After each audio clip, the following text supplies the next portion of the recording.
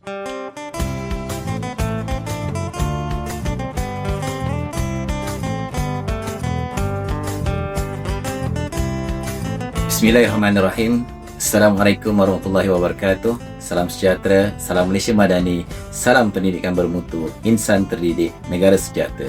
Saya Cikgu Adnan bin Syamsuddin, Pegawai Pendidikan Daerah Johor Bahru, ingin mengucapkan selamat menyambut Aidilfitri kepada semua warga pendidik daerah Johor Bahru. Selamat pulang ke kampung halaman dan maaf zahir dan batin.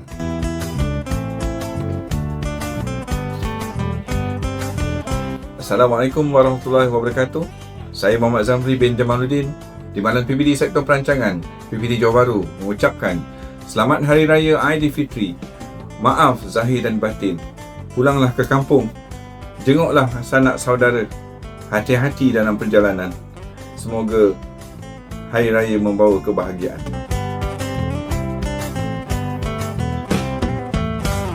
Assalamualaikum. Saya Kamal Zaman bin Abdullah, Timbalan PPD Sektor Pembangunan Murid PPD Johor Bahru, ingin mengucapkan Selamat Hari Raya Aidilfitri. Maaf zahir dan batin. Semoga semua selamat pulang ke kampung bertemu orang tersayang dan selamat kembali bertugas semula, insya-Allah.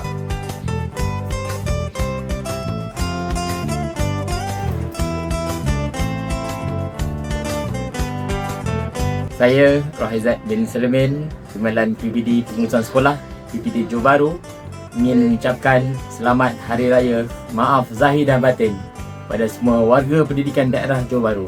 Selamat Hari Raya.